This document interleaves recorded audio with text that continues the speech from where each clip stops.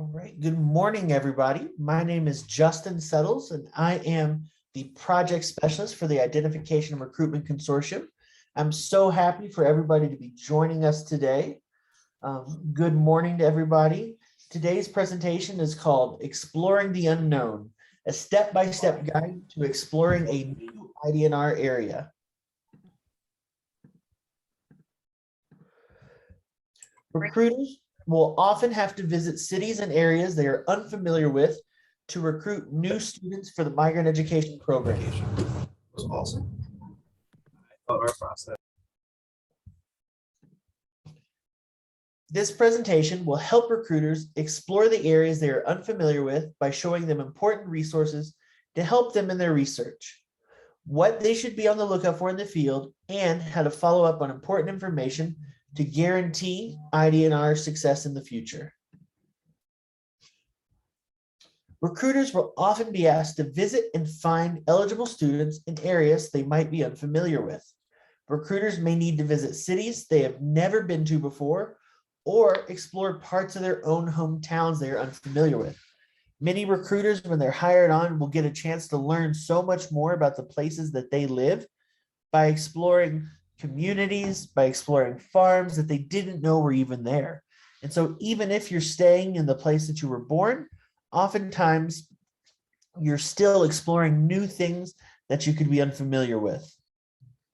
While visiting a new area might seem intimidating to a lot of recruiters, there are some systematic steps that you can take before entering the field to help make the process easier and to help guarantee that you have success in the future.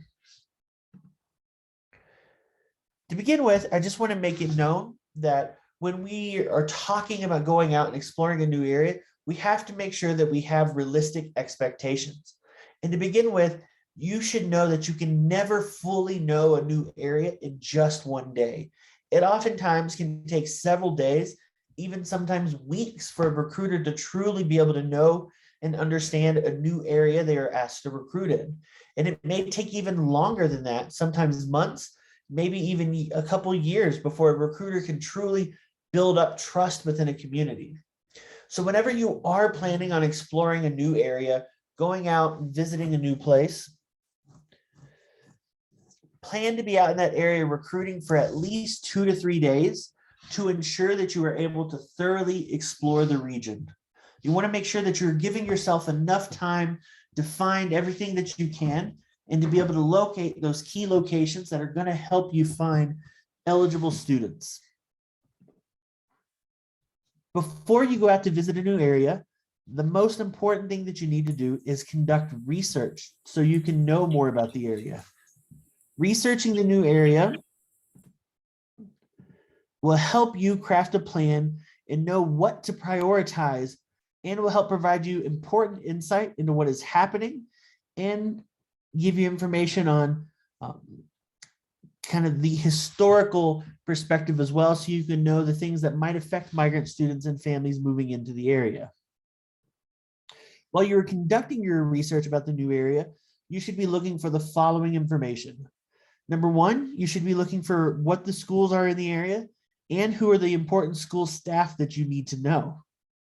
You need to look at the currently enrolled families in the area. You need to look for the farms and agribusinesses in the area. You need to look for any housing locations to see where migrant families might possibly live. You need to look for community organizations. So try to see what other organizations or programs are working in the area. What are the important community sites where migrant families and workers might go regularly? When you're conducting your research, you want to make sure that you're always taking as thorough notes as possible.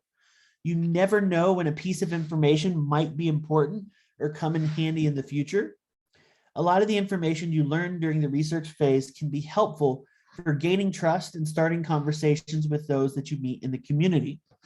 In addition, being able to take thorough notes while conducting your research can help any future recruiters that come along that might need to recruit in the area as well. And so as new recruiters come in that need to get to know the area, you can share with them your notes so that they can learn from what you have learned. So as you're conducting your research, there's a couple places that you can look. But one of the first things you should always try to do is check with any other recruiters who might have previously worked in the area to ask them what they should know. And so if you know that that you have a coworker that has previously been in the city that you're going to, or been in the area that you're going to, and recruited there, reach out to them and ask them, what are the important things you should be on the lookout for? Ask them, who should you talk to? What are the important contacts that you should know? Ask them if there's been any incidents in the past. Sometimes there might be things that have happened in cities that would be good for you to know about that can affect migrant families and students, or can even affect the way the migrant education program is perceived. And so if there has been any negative incidents in the past, you want to make sure that you hear about that so you can be aware of it and aware how it can affect your recruiting efforts, and so you can avoid any potentially tricky situations. Your fellow recruiters can be great sources of information, and recruiters who have experience in the area can oftentimes point you in the right direction. When you reach out to those recruiters that have been there before, ask them what you should do first. Where are the first places you should go? Who are the first people you should meet? So that they can give you advice to help you get your best foot forward. So now as you begin to conduct your research, as I mentioned, one of the first things you should look for is to know the schools in the area. It's important for us as part of the migrant education program and recruiters to be well connected with the schools. And if we're trying to make sure that we are maintaining balance in our recruitment efforts and being as thorough as possible, we need to build up those relationships with the school. As well as knowing the schools in the area helps you when you're out recruiting by letting family know that you are working with and alongside those schools. So try to look and see what are the names of the schools in the area. Try to memorize the schools as best as possible. And if you can, try to find out, the different districts or different areas around the schools as well. While recruiting in the field, as I mentioned, you can say that you work with those local schools, and it can really help put people at ease and build trust with people within the community. While also researching the schools, try to find out who is the superintendent of the schools, as well as who is the district's Title I director. The migrant education program is part of Title I. It falls under Title I Part C. And so every school district should have a Title I director in the district who oversees Title I funds and who oversees the Title I programs. And so they are a great contact because they are going to be the person in the school district who is most familiar with the migrant education program. And so if you don't have a previous relationship with them, reach out to them to introduce yourself, see if you can meet, to talk about what you will be doing in the area, and to let them know that you're going to be working in the area looking for new families. You can always email them a copy of your identification, so that can be a copy of maybe a badge or a business card that you have, to the Title I director and the superintendent, so that they have on file in their records in case any families do have questions. I know recruiters have gone out before, out into the field, to speak to families, only for the families to call back to the schools or call back to the Title I directors. We've even had families call directly to the superintendents to ask them, hey, who is this person coming to visit me? And so it's important to be able to have that identification on file to let the school district know that you're going to be there, so that they can help intervene and answer any questions that families may have. You can also include in your email to the Title I director or superintendent a letter from the state saying who you are, and that is okay for the district to provide you with information related to the migrant education program. And so a lot of states offer these kind of letters to their staff, to recruiters, that they can have with them. That kind of helps give them authority when they're in new areas or talking to people. So if you don't have a letter like that, you can always reach out to your supervisor and ask them to work with you to try to get something that can show you who you are from the state that you can take to the schools or any other business that you may go to. When you're talking to the Title I director, you want to reach out and ask them, what are the needs of the students in the area? It's important to know what the needs of the students are. So as you're going out meeting with families, you have an idea ahead of time of how the migrant education program can specifically meet the needs of the students. Knowing the needs of the students in the area will help you better explain to potential families how they can benefit from the migrant education program, and it'll make recruiting the students easier. The Title I director can also provide you with a lot of other information about the school district.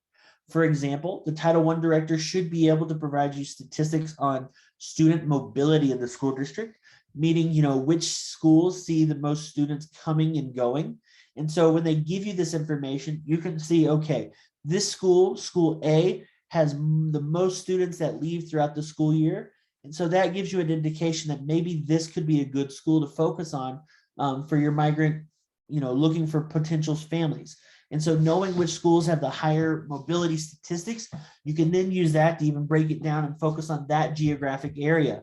And so you can try to find, migrant housing within the area that goes to that school. The Title I director can also point you in the direction of other school personnel that they believe that you should speak to. And so, if they know that there's important teachers that are involved in the community, other important school staff, you can always ask them who else you should speak to, and they can point you in the right direction.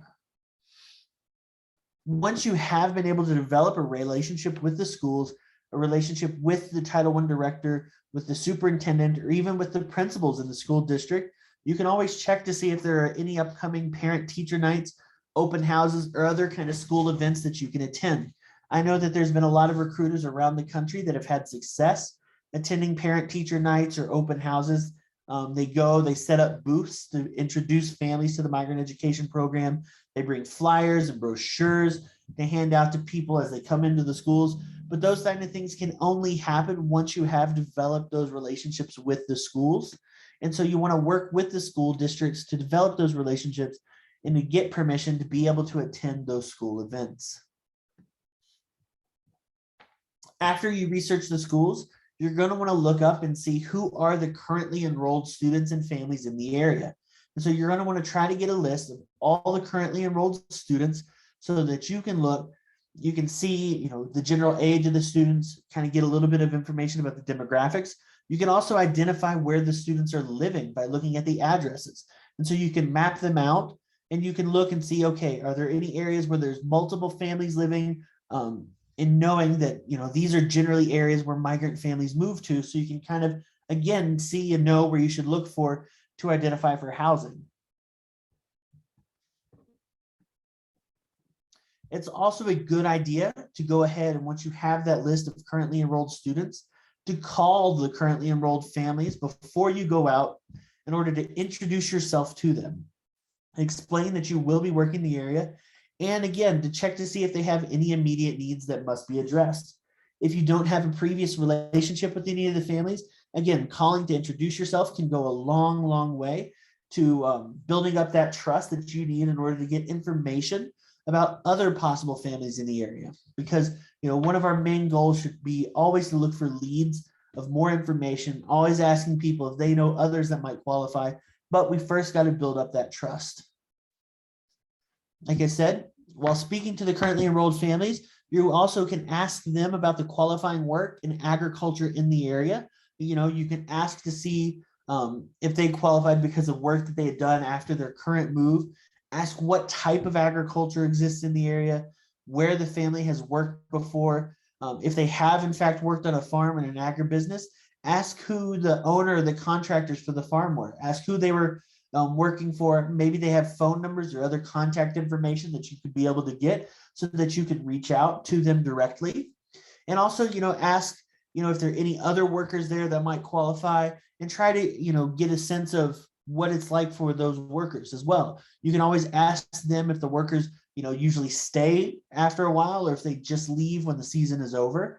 And so, having these conversations with the currently enrolled families can help get you a lot of information and give you better insight into what it is like for migrant families within the community. And again, you want to always ask questions that can provide you with more information and give you a direction to go. Always try to ask questions that can lead to a next step or the next thing that you should do. And you always want to make sure to ask those currently enrolled families if they think there's anybody else in there that you should talk to. It's, one of the best questions that you can always ask anybody is, who should I talk to next? and try to get a name or a place or a location out of them. Because that, again, that gives you something to do, that allows you to continue moving forward. As well as we should always be asking anybody that we meet, including the currently enrolled families, if they know of anybody else living in the area that might potentially qualify.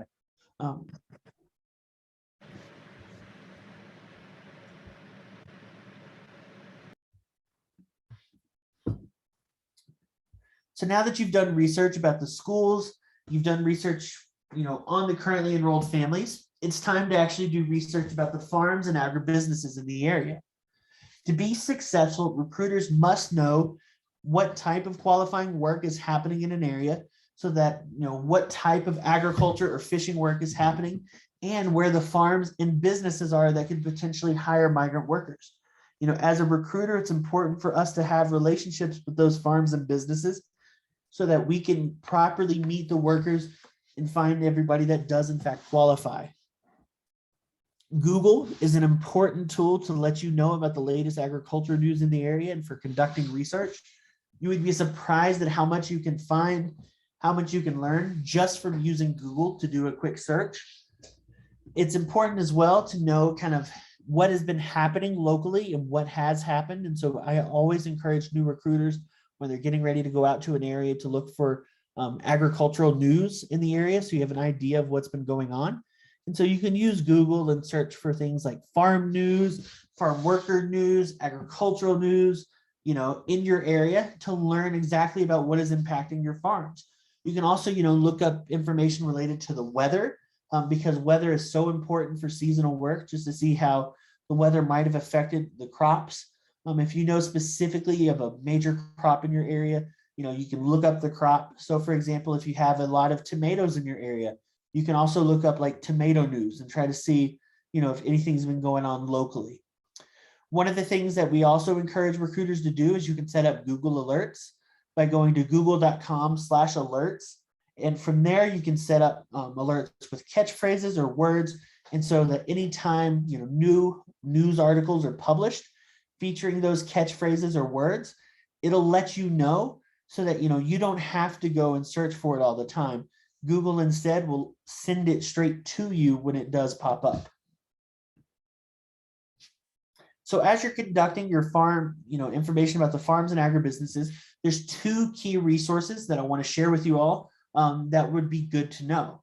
The first one is about the USDA Agriculture Extension Offices. So the U.S. Department of Agriculture has created agriculture extension and co-op offices that work to train and educate farmers in the area and to engage in the local community. A lot of the agriculture extension offices run things like summer camps for students as well as 4-H. And so they're really involved in the communities and not just being really involved with the local farms. And so they're terrific resources for anybody that's wanting to know a little bit more about what's going on. And so I often encourage recruiters to say, hey, when you're going into a new area, your very first stop, the very first thing you should do is to go visit these agriculture extension offices and talk to them so that they can give you a little bit of information behind the scenes about what's going on. And so I've included here a link, and I'll post the link in chat as well, to the Agriculture Extension Office website, the national website. And so when you go to the U.S. Agriculture Extension Office website, you can actually scroll down. And so you'll go to the website, it'll take you right here. And as you scroll down, you can see a bunch of different systems and programs that they run. And then at the very bottom, you'll see where it says Extension Services. And from there, what you're going to want to do is click on where it says Local Extension Offices. And so that's going to take you to your local agriculture extension page. And so you can see here, there's a map of the United States. And so you can click on your state and learn more about the agriculture extension offices that runs in your state. And so, for example, if we were to click on Arizona, we can scroll down and it'll tell us that, the University of Arizona runs the co-op extension, and it'll even give a link straight to the extension office page. And so you can go here and you can visit the local extension office page. Many of them have directories of people that you can talk to, publications, which is information about local agriculture. a calendar of events that are coming up. There's a lot of different things that you can explore, as well as most of the time you'll be able to find information about local offices. And so with the agriculture extension offices, many times they have offices in the individual counties within a state. And those are the ones that you're going to want to go and visit in person to meet, so that you can meet your local agriculture extension agent. Besides the agriculture extension offices, the U.S. Department of Agriculture also runs what they call their Farm Service Agency. And so the USDA Farm Service Agency is an organization that tracks agricultural data across the country and helps provide farmers with useful information. And so the Farm Service Agency oftentimes, is letting farmers know about, the water levels, any issues that might affect the land that could help with growing. And so they work closely with farmers to ensure that crops are growing and growing healthy. And so the Farm Service Agency are the ones, they're out there on the farms themselves. And so they can a lot of times give you a lot of information about current issues that might be affecting farmers in your area. And they can even give you information sometimes about the major agricultural businesses or farms that you should know about as well. And so you can work with both the Co-op Extension Office as well as the USDA Farm Service Agency, to learn more about what's going on in your area. And, as you build up those relationships with the Agriculture Extension Office and the USDA Farm Service Agency, you can even ask them to introduce you to farmers in the area and other people that you should know. And so just like I posted the link for the Agriculture Extension Offices, I'm going to post the link for the U.S. Farm Service Agency in chat as well. When you go to that link, it'll take you to the USDA Farm Service Agency main page. And from there, you can see at the top where it says state offices. If you click on that, that'll take you to a map of the United States. And from here, you can check and see, who are, your local USDA Farm Service agencies. So if we go ahead and click on Oregon's page, for example, it'll show you a little bit of information about the Oregon Farm Service Agency. It'll tell you, here's the state director. But as you can see on the left-hand side, there's a page that says county offices. And so when you click on that, that'll take you to the USDA Farm Service Center locator. And so here you can see, and check and visit. So if you were to go, for example, to Lane County here in Oregon, it'll tell you exactly where the USDA Farm Service Agency is in the county, as well as, who's the acting director, who are the people that are working in the office. And so it's a great tool to try to find out and to locate, where are these service centers in your state, who you should be looking out, who should you be talking to. They'll give you contact information such as a phone number or even an email as well. So you can let them know ahead of time, maybe set up a meeting. And so I encourage everybody to go to kind of explore the website and try to find your own local farm service agency. You haven't done so, and reach out to them and build that relationship so that you can collect more information.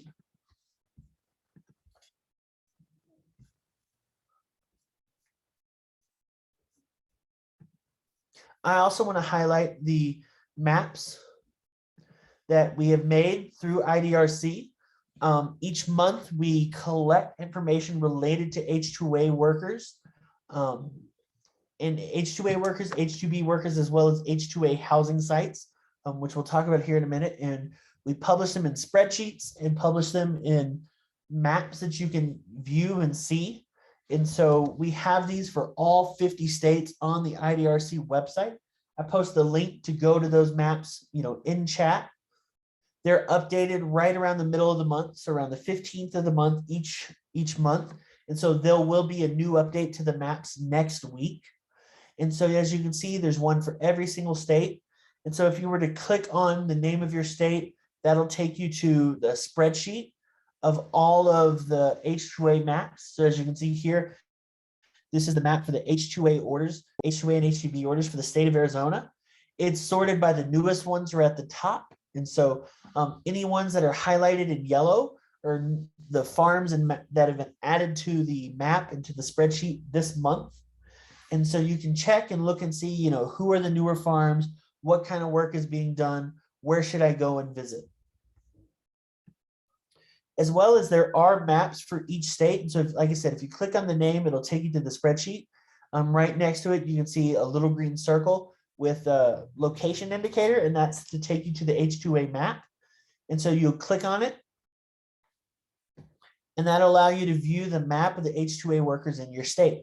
There is a password for all of the maps, and the password is just IDRC, all capital letters.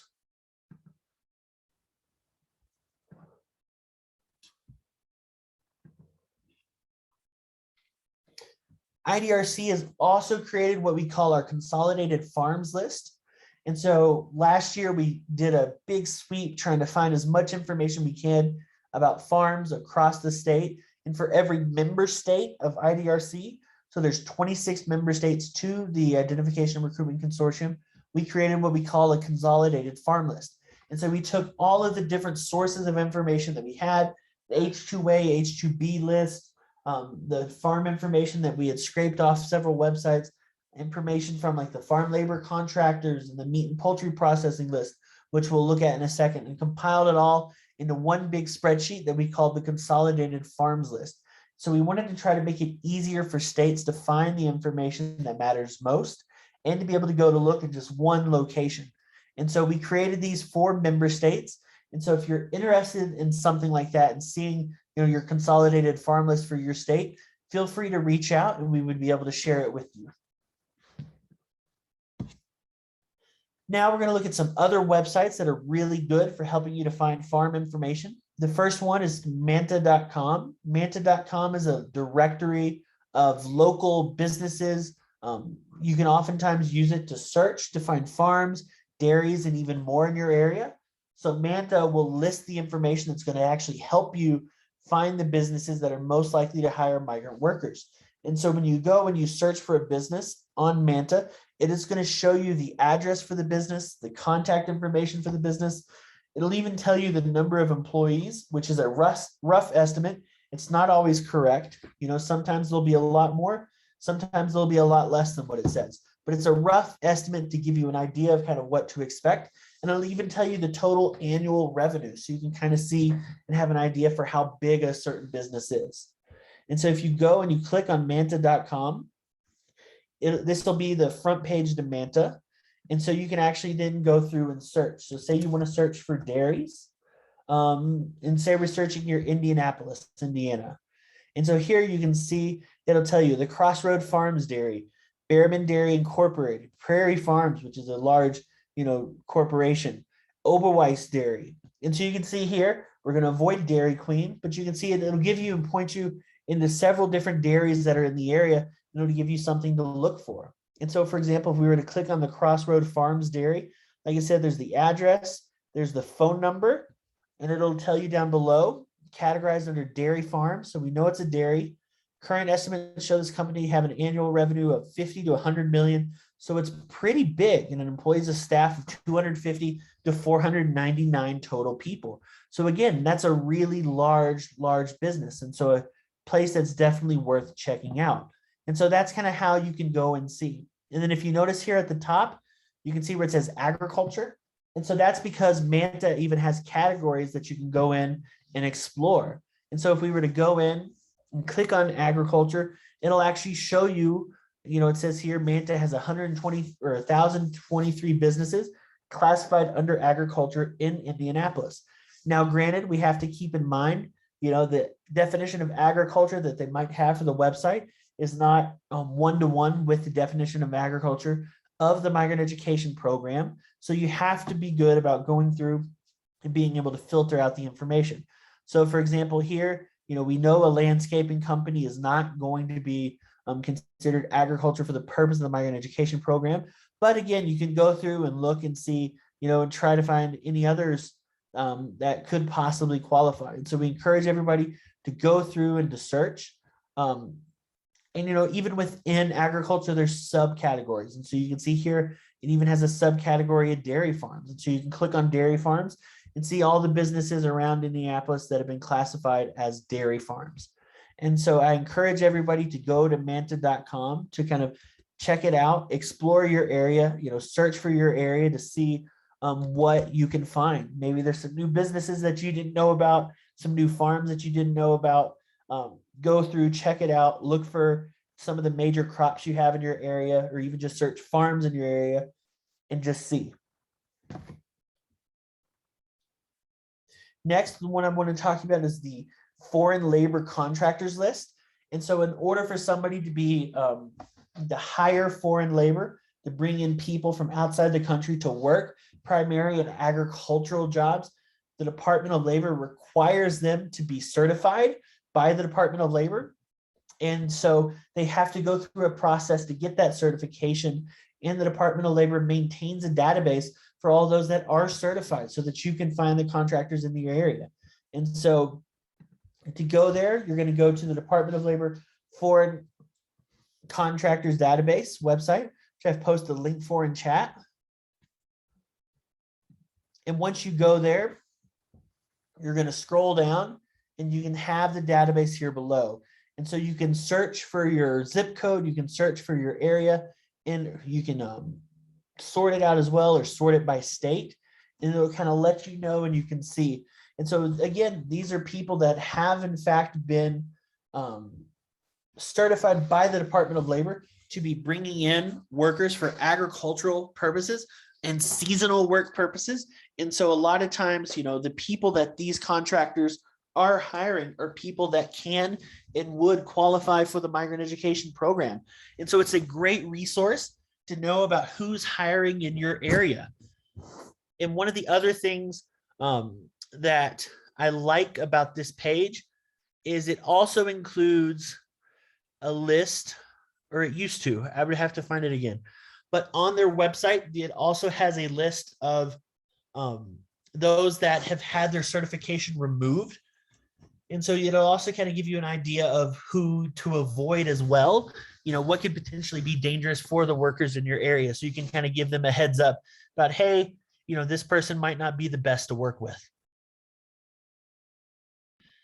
You can also download the spreadsheet of all the foreign labor contractors to your computer, if that makes it easier to search for you, just by clicking on the Excel or CSV file right here.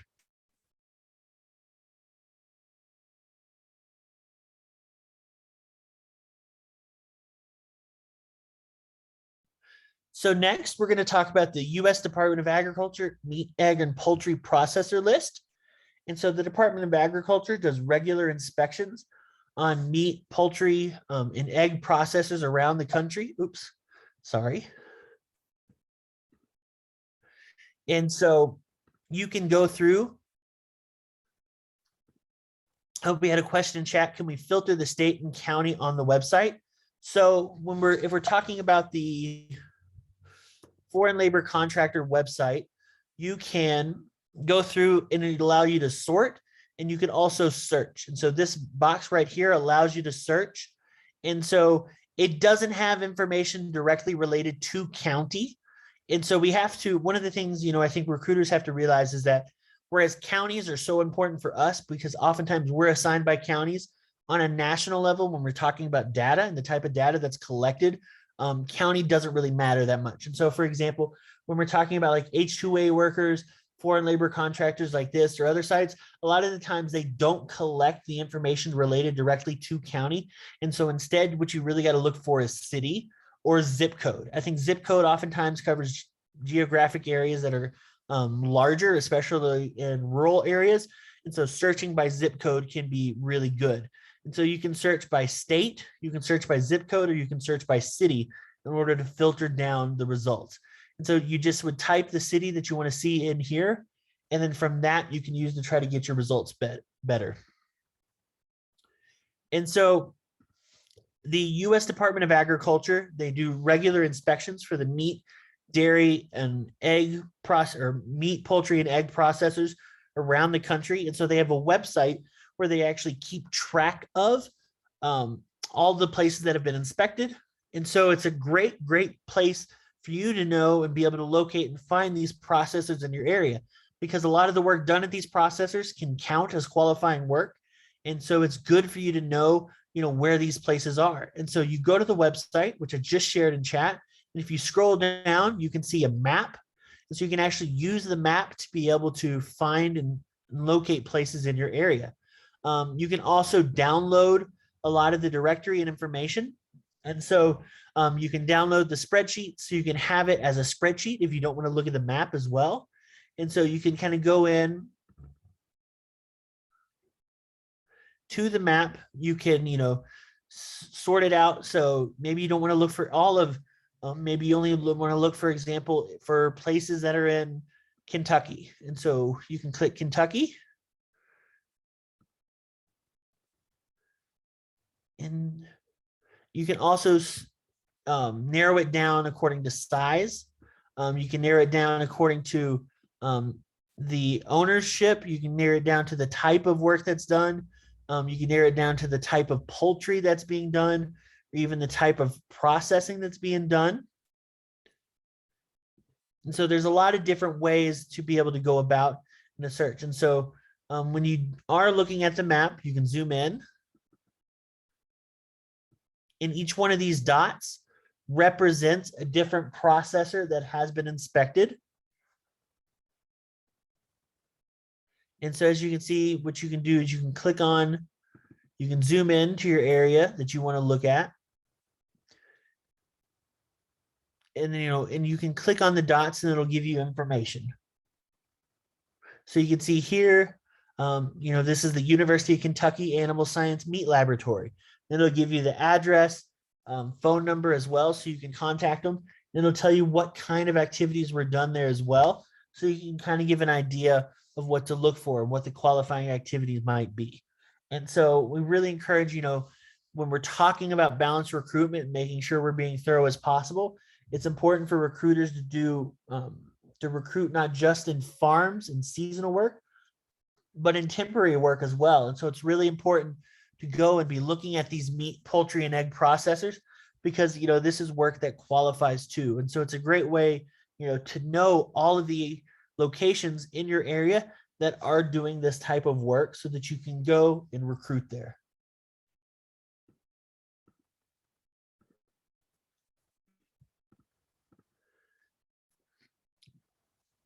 So after you've conducted your research on farms, it's time to look for information on housing sites. And so besides reviewing just the currently enrolled student list, which will give you some insight into where people are living, it's important for you to also go back through and look at old addresses of previously enrolled students in the program. Always try to encourage, new recruiters, if possible, to try to go back and look at the last 5 years worth of information. So if you can get a look and to see a list of everybody that qualified for the program or that was enrolled in the program in your area over the last 5 years, it'll give you a lot of new addresses to work with. And so you can kind of see and locate historically where migrant workers have come and moved and lived in your area. And so just like when you're looking at the currently enrolled student list, you're looking for those locations where there's more than one family living in an area. With the old addresses as well, you're doing the same thing. And so you want to look and see, like, historically, where have people been living? Are there any areas where people used to live where nobody's living now? Maybe that's a place you can go and check to see if there's any other migrant families there that might have been missed. And so the more addresses that you have available to you, the easier it will be to be able to locate those patterns in the city, to have an idea of what's going on so you can know where exactly you need to go look. Oftentimes, migrant workers and families can live in a wide variety of different types of housing. They can live in homes. We have a lot that come in, especially seasonal workers that are going to be living in hotels. I found migrant families living at camping sites, as well as worker housing at farms, in trailer parks, apartment buildings, and much more. If you live on the coast, you might have families that work in the fishing industry that are making moves in boats as well, and that are living on boats. So there's a lot of different places where people can live. So you want to make sure that you're keeping an open mind about where migrant workers might be living, and be as thorough as possible and checking all options as possible. Try to pay attention and look for housing sites that are close to farms and agribusinesses where migrant workers are working, because oftentimes they'll try to live close to work. And so if you can find those housing sites close to the farms or close to the businesses, it'll go a long way to helping you find and locate workers that do qualify. just like we have the H2A and H2B order maps, we also have on our website, it's the same link as the H2A and H2B maps, but we also have maps for the housing for H2A workers. And so you can see here, this little blue square, that's the link that'll take you to the spreadsheet to view the housing. And so you can go and it'll give you all the information related to where H2A workers are living. And so you can see here, this is for Arizona. It was updated on November 19th, 2021. And so you have the housing address, the city where the housing is, the county, the state. So if you do need to search for information by county on these, you can sort it by county once you download the file. And then it'll tell you the housing type as well, so you know what to look for, when they're coming, the begin date, the end date, when people are leaving, and so forth. And then on our IDRC website, right next to the blue box, you'll see right here, which is like a map with a little house on it. And that'll actually take you to the map of housing locations in your state. So you can view both the spreadsheet with the list as well as the map of all housing locations. When you're looking at the housing locations map, they're all actually color coded originally by housing occupancy, by how many people are living in the house. And so I thought that doing this would be helpful so that you can look and see, you know, what are some of the bigger places. And just by looking in the map, you'd be able to know visually what are the places that are going to have the most workers living in an area, because you know those are going to be a priority because you got a lot higher chance of finding people that could qualify.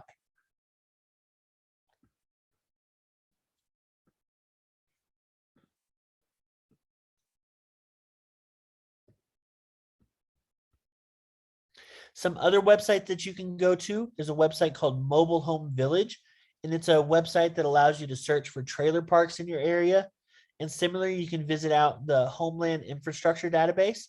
It's something very, very similar. It'll let you know about, again, the different mobile home parks that are in your area. And so since, you know, a lot of times migrant workers are going to come moving into trailer parks or mobile home parks, knowing where they are can be a valuable asset.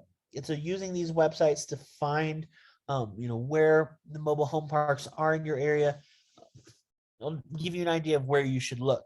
One other tool that somebody recently told me about is they use rent.com. And so rent.com is a housing website that you can go to find houses for sale or for rent. And you can even look and see, you know, what are the places that have recently been emptied? What are the places where people have recently left? What are the places that have seen people come and go a lot? So you can use that, you know, you can look for low income housing using rent.com. There's a lot of different options that you can take to explore to try to find the housing near you.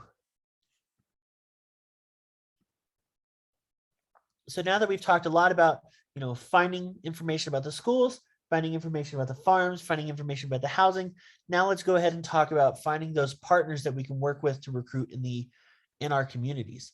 To begin with, you know, there's a lot of information related to health. I encourage everybody to go to the Rural Health Information Hub if you've never heard of it before. It's a website that provides information on local health services, specifically focusing on health services in rural parts of the state. It tells you events that are happening in your area, provides resources, and they give you a brief overview of your area, of your state as well, and tell you, you know, what are the organizations that are already working there to improve health in your area. And so if you click on the website, which I put in chat, it'll take you here. It'll take you to the state's guides page. So you can actually go and see information related to your state. So for example, if we were to go and click on Idaho, that'll take us to the Idaho Rural Health Information Hub page. You'll see a brief breakdown and summary of Idaho, giving you some demographic information as well. And then at the top, you can see, you know, resources that are available. And so this is good for you to, you know, find those resources. It could be information related to COVID, other health information. You know, there's resources you can share there with families. And then you see here where it says organizations. And so if you click on that, that'll show you the organizations that are working to improve rural health in your state. And so this is really, really good because these are all organizations that you can potentially partner with.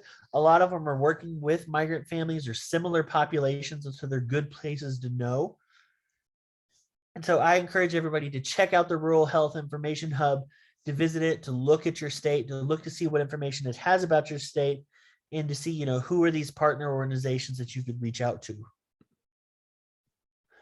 There's also the Farm to School program.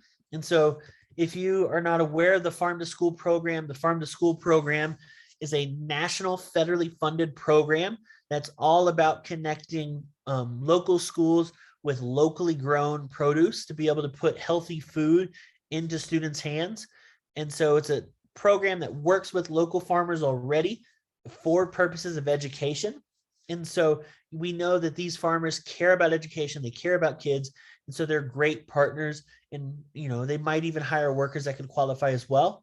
And so you can go to the Farm to Schools website, and down below you'll see where it says connect and find your state. So you can click on that, and that'll allow you, to view your state, to view who are the partners in the state that are working with the Farm to School program. And so, for example, if we were to click on Nebraska,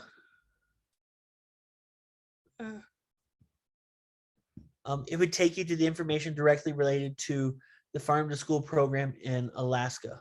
For some reason, the links don't seem to be working right now, but they were working yesterday. So hopefully maybe later today, you can go and check out your state by going and clicking on the links.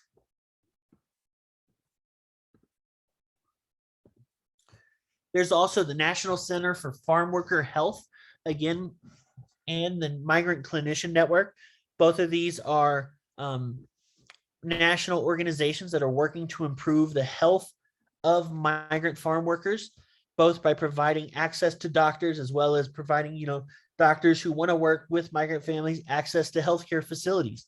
And so they're both great resources. You can find the local health clinics, other businesses that are partnering with the National Center for Farm Worker Health and the Migrant Clinician Network. And so I encourage everybody to go to check them out, to read up on what's happening in your area, to find those partners in your area as well.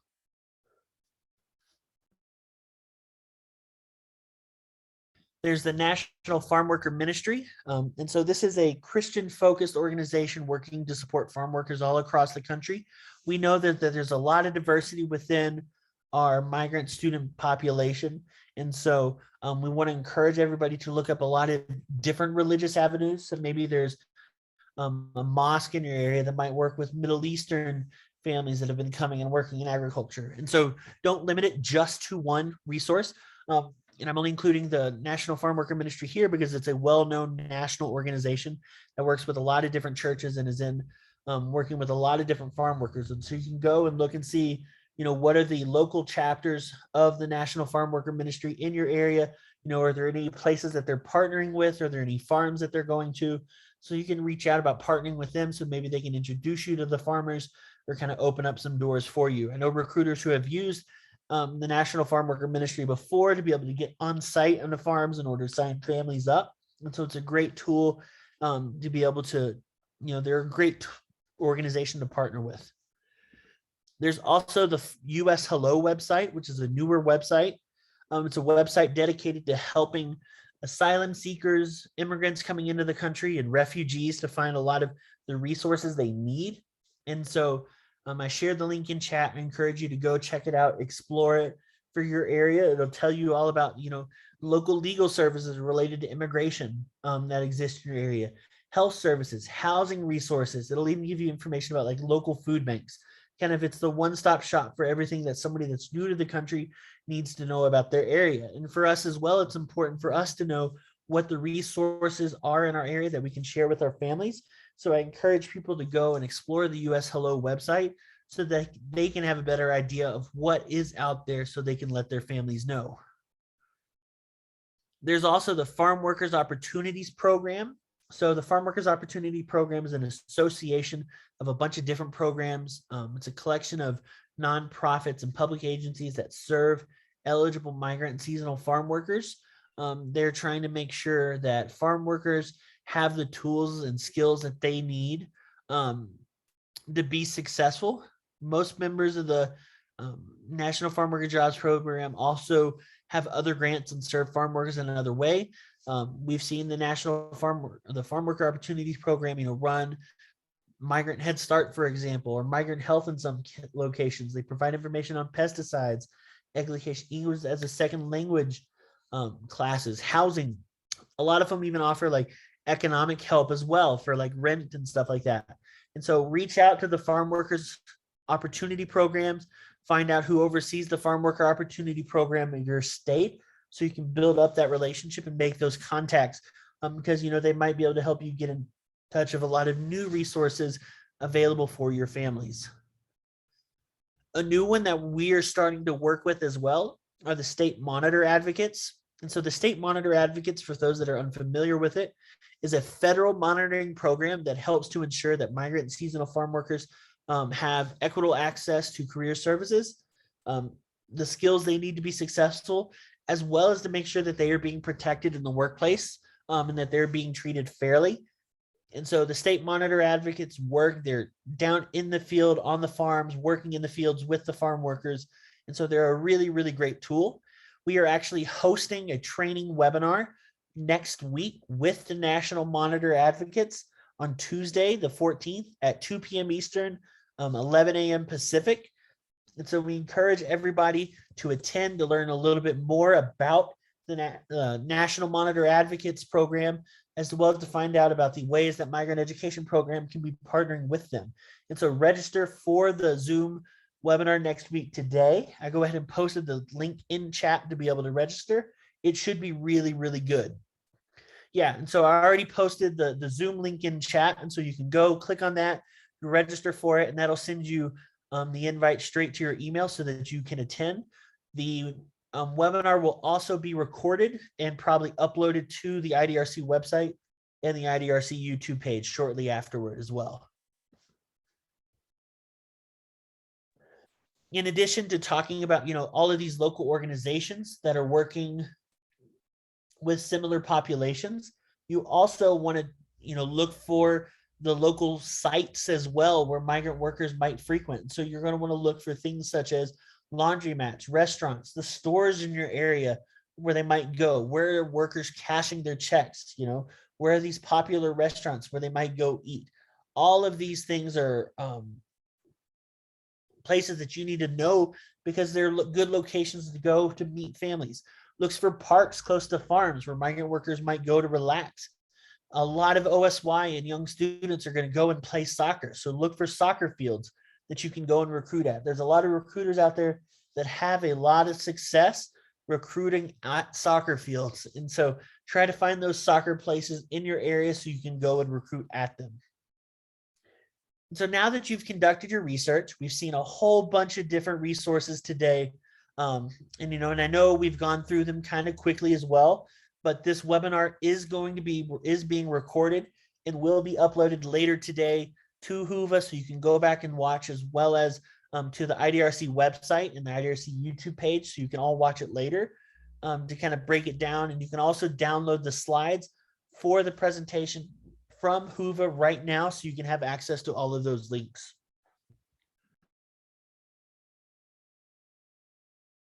So after you conducted your research and taking those thorough notes, it's actually time for you to get ready.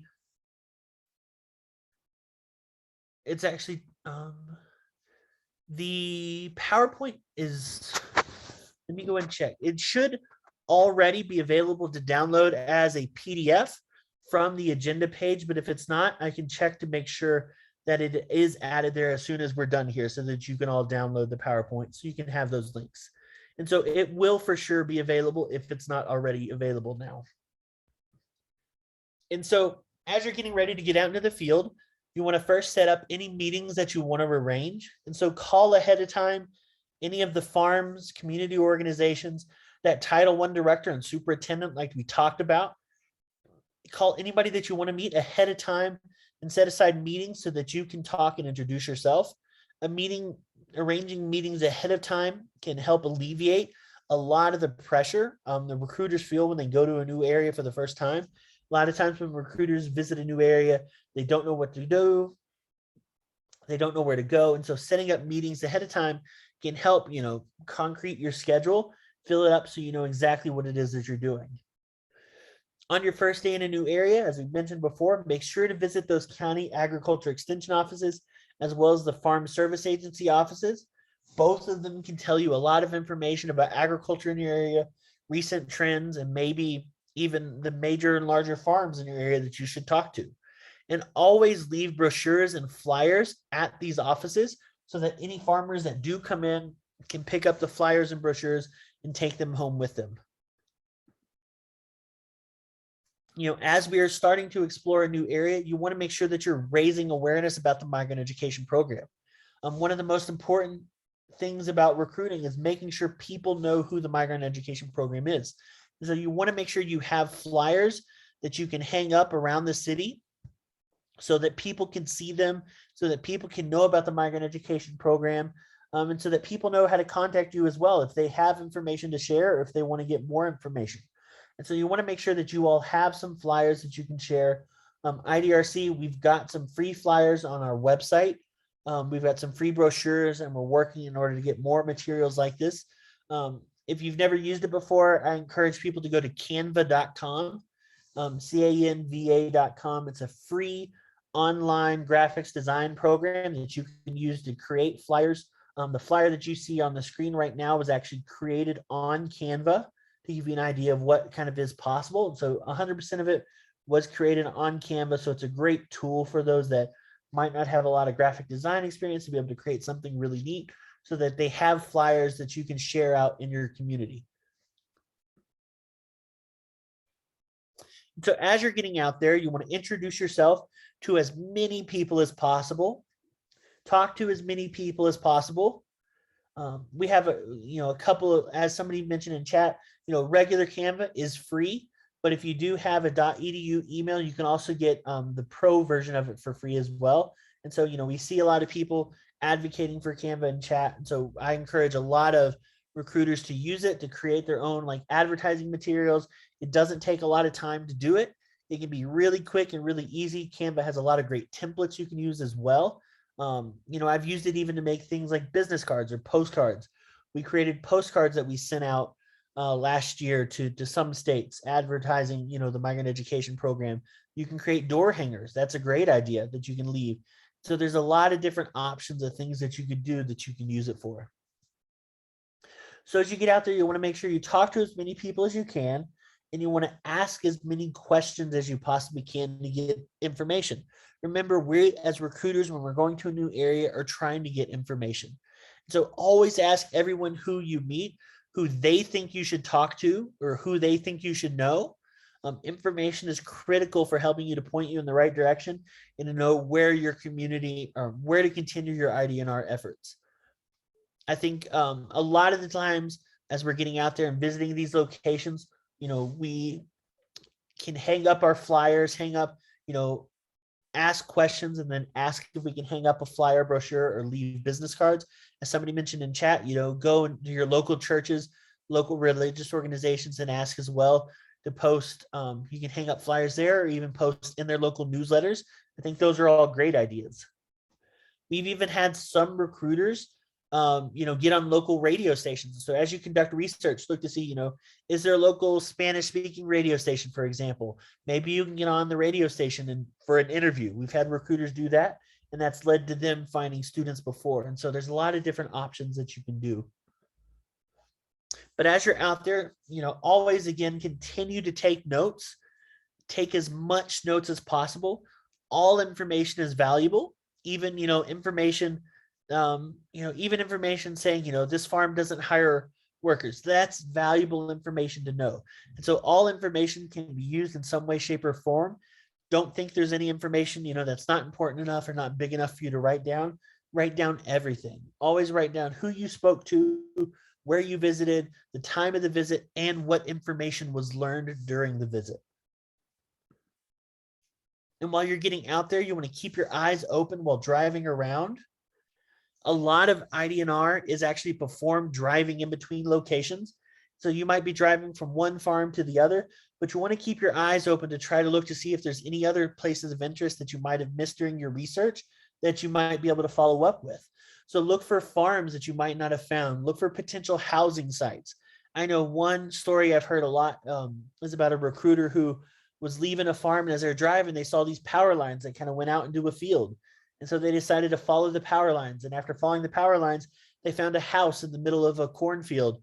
and that where migrant workers were living. And so again, it's like you got to be on the lookout. If they hadn't kept their eyes open and seen those power lines, they never would have found that house with workers at it. So be on the lookout. Look for those housing sites. Look for anything that you might have missed. Look for community organizations maybe that you didn't hear about, or other places of interest. And as always, as we get out there into the field, we want to be asking for referrals from as many places as possible. We want to make sure that we are having our communities work for us by giving us information.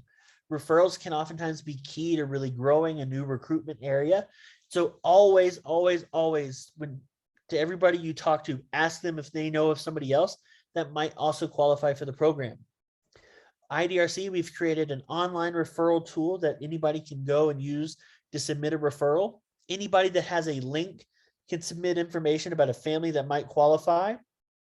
And I've shared the link in chat. It's just idrreferrals.net. And so you can use the IDR referral tool. You can share it in your communities to have people, submit information and get that to you so that you know anytime somebody new moves in. And so now that you're spent your first day out in the field, it's time to come back. So after returning from the field, you want to make sure to organize all of your notes, review any COEs that were obtained, make sure everything is filled out and completed, make sure that nothing was missing in your notes. I always encourage recruiters to go through to highlight in your notes any leads that they need to follow up with, or anybody that they want to set a future meeting with or to talk to in the future. Highlight them or write them down in a separate location. That way you have them so you know exactly what it is you need to focus on. If you don't highlight them or write it down somewhere else, it can be really easy for you to miss something and for you to forget a lead, forget some information that could have led to students. And so we want to make sure we're not missing anything. So we're highlighting our leads and anything we need to follow up with. We want to make sure that we're completing any necessary reporting that must be done once we've returned from the field. All states have different reporting requirements. So if you are unaware of what your state's reporting requirements are, try to reach out and contact your supervisor. So after reporting is complete, you want to create a new document and write down everything you learned about the area that you recruited in and everything that you think is important for a recruiter to know. And so it's really good to keep track. Some places call these like county profiles. Some places call them, city profiles, farm profiles, whatever you want to call it, but just have a document where you can keep track of everything that you've learned, all the important things to know about an area. That way in the future, if another recruiter comes along, you have that information to be able to share. Be sure to include the important farms you visited, any potential partnerships that could be working with the migrant education program, and anyone, that you felt was important that you spoke with. Like I said, having a record of what is important in each area you recruit in can only help new recruiters in the area. It can help remind you of things that you might have forgotten about. But, if a new recruiter comes in that's going to be recruiting in the area too, you can give them this document so they can catch up and know everything that they need to know. And then lastly, you want to make sure that you send a follow-up email or message to anyone you had a meeting with to thank them for their time and to clarify any next steps that might have happened. So if you had a meeting, with somebody in your area, you talked about how to build up that future partnership, it's good to send them a message to say, hey, thank you for taking the time with me. And then just to say, I'm going to be doing this. We talked about you doing this and this and this, and trying to set a deadline so that way you're having that clarity of everything that everybody needs to do to continue the partnership moving forward. And then lastly, look at your leads and anything else that you must follow up with. Look at what you highlighted to begin to prioritize them all according to urgency. So if there's something there that could wait for a while, put that last. And so build it up, sort of everything by urgency. And these things can be used to really help you plan for the next time that you go out in the field. All right, well, I really appreciate everybody joining us this morning. I hope, we've gone through a lot of information. We've seen a lot. It's been a really good morning. I'm going to have everybody, if you wouldn't mind, doing a quick, I forgot to include my slide with the training review form on it, but